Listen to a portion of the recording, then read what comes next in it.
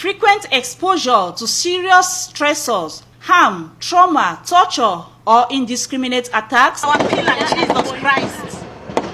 Jesus. has an immediate implications for the mental health and well-being of an individual. The ongoing crisis rocking the two English-speaking regions of Cameroon has a devastating impact on the mental health of the population. We want to specifically talk about the mental health impact of the current Anglophone crisis on the population of our community.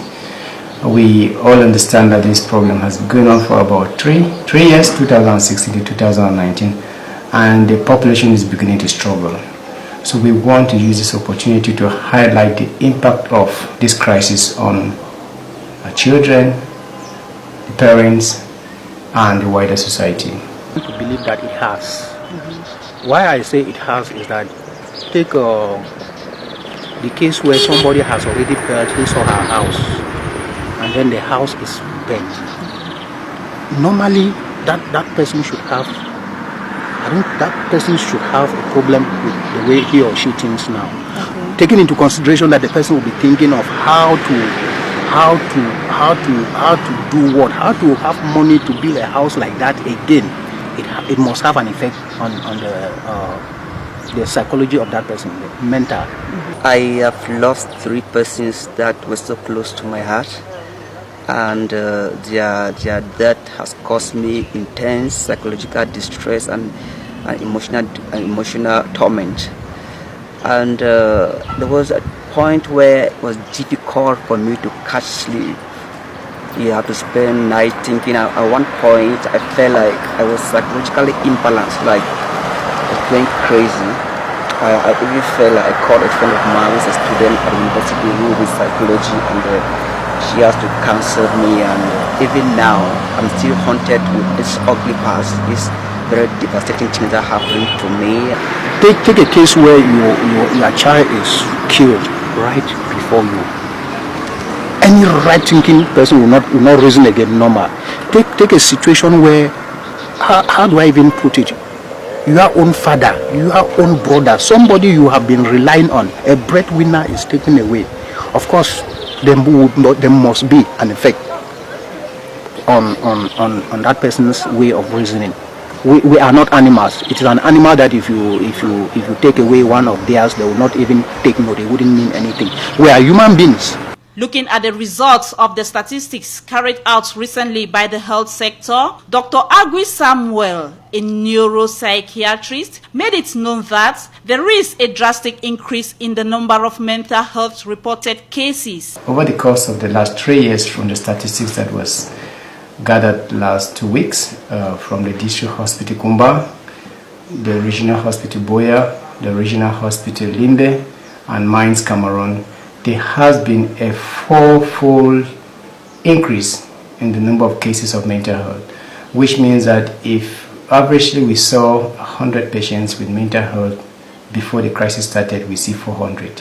If we saw 500 patients before the crisis started, today we're seeing 2,000, which means that the crisis is having a direct impact on the population, and the population is really struggling. The next thing that we also identify from the statistics is that a lot of women and children are becoming affected. We're seeing a lot of rape cases that has gone up about 10-fold. A lot of children presenting with post-traumatic stress disorder, which means that they have a flashback. If they see military vehicles pass, if they see people dressed abnormally, they run and get scared of persons. And we have not noticed this before. The next impact that we really want to highlight on is this post-traumatic stress disorder on the wider population.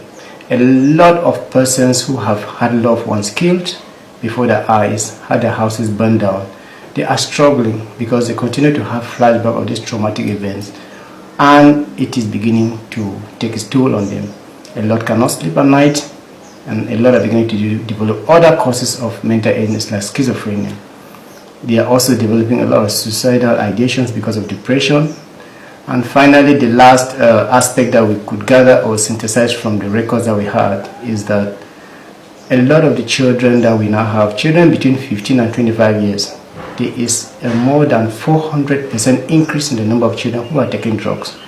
Before they were taking marijuana, but tramadol has gone up, and the number of children who are taking tramadol is unbelievable. According to WHO, in armed conflicts generally, an estimated 17 to 15% of the population will suffer from depression and post-traumatic stress. And in the midst of all this, dialogue is the cry of many.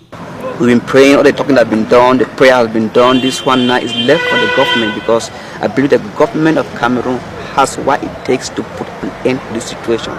And this thing will only end where the day the government will say, okay, we want to put an end to this thing, because they know what's supposed to be done. What's difficult for the government to call those who are in prison as less than dialogue? For the authorities, those who have a way to impact for this crisis to be ended, that we can no longer tolerate the mental health toll of this crisis on our population.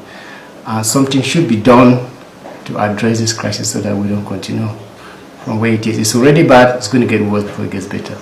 So my direct appeal is for all those who are involved in looking for a way forward to resolve this crisis, to do so now, because the population of the Southwest, and I assume the Northwest regions, are struggling and they cannot cope anymore. From the look of things, the situation is much more serious than expected, and as such, peace is just the ideal world.